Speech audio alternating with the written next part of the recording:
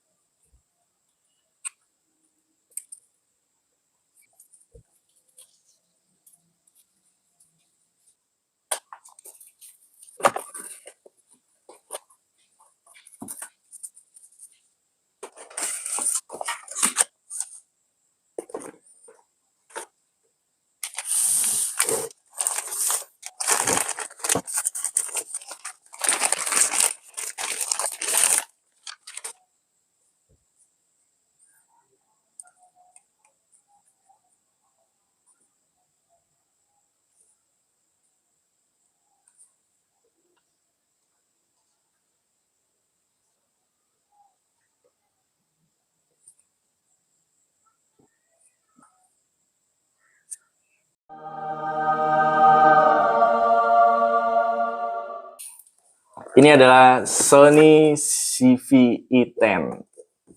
CVE10. Jadi kamera ini salah satu kamera keluaran terbaru dari Sony seri ZV ya. Sebelumnya dia ngeluarin yang namanya ZV-1, tapi lensanya nggak bisa diubah. Dan dia ngeluarin kamera ini waktu pertama kali luncur. Kalian bisa lihat reviewnya di situs-situs terkenal. Itu di review dengan bagus, dan tapi barangnya itu benar-benar susah banget dicari. Kalaupun teman-teman dapatnya yang warna putih, dan rata-rata orang pengennya warna hitam ya. Dan akhirnya kemarin di 11.11 barangnya udah mulai banyak, di semua toko harganya sama. Tiba-tiba saya nemu yang diskonnya hampir 10% dan dapat cashback. Akhirnya saya check out juga.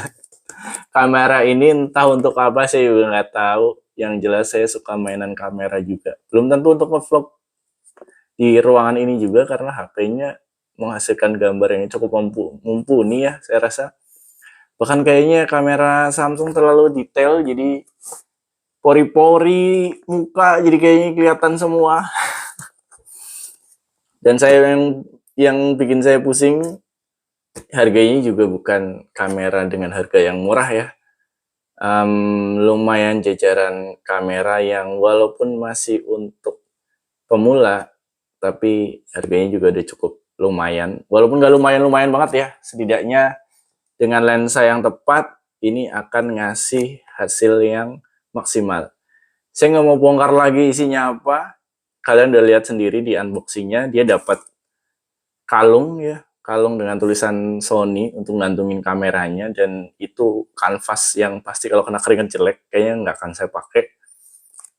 Terus dia juga dapat aksesoris dead cat untuk nutupin si mikrofon yang di atasnya. Bahkan kalian dapat charger, jadi kalian bisa langsung ngecharge di kameranya. Dia konektornya udah Type-C, udah fast charging. Dan adaptor yang ke listrik, kalian dapat 3 colokan, bayangin. Biar apa 3 colokan? Satu colokan yang biasa kita pakai di Indonesia, terus kayaknya ada yang di Eropa, dan di Eropa 3 kaki ya. Dan ada yang 2 kaki juga, tapi kakinya gepeng. Nah, itu saya juga nggak tahu kenapa dibawain sampai 3 begitu. Di toko yang saya beli, nggak dapat micro SD, jadi saya pakai micro SD lama saya, belum yang Extreme Pro, karena yang Extreme Pro saya pakai di HP yang untuk rekam ini, itu kelasnya masih ultra. Kalau saya lihat di beberapa toko yang ngasih gratisan SD card atau micro SD, dia pakai ultra juga dikasih, kayaknya sih nggak masalah. Saya belum coba juga apakah akan berkendala atau enggak. Yang jelas sih, ini dia barangnya. Lumayan enteng bobotnya. Di genggaman juga enak, nggak terlalu gede. Cuman lensa kitnya memang kalian nggak bisa ngandalin banget untuk terutama kalau malam hari ya. Saya lagi nyari lensa yang bukaannya cukup lebar, jadi kalau saya pakai di malam hari juga oke. Walaupun mungkin akan lensa third party, tapi saya udah searching-searching yang mereknya Sigma juga bagus. Setidaknya saya akhirnya punya kamera. Apakah kamera ini akan jadi pengganti HP saya untuk merekam video-video berikutnya? Nggak tahu juga. Apakah ini untuk happy-happy aja? Nggak tahu juga. Yang jelas buat teman-teman yang pengen memulai membuat konten dan dengan gadget yang agak serius, Sony ZV-E10 ini patut dipertimbangkan. Lawannya ada Nikon Z30 dengan rentan harga yang sama, hampir sama persis bahkan, dengan fitur yang plus minusnya, jadi antara si Sony dan si Nikon tergantung pilihan kalian, tapi saya baca-baca sih nggak ada yang salah.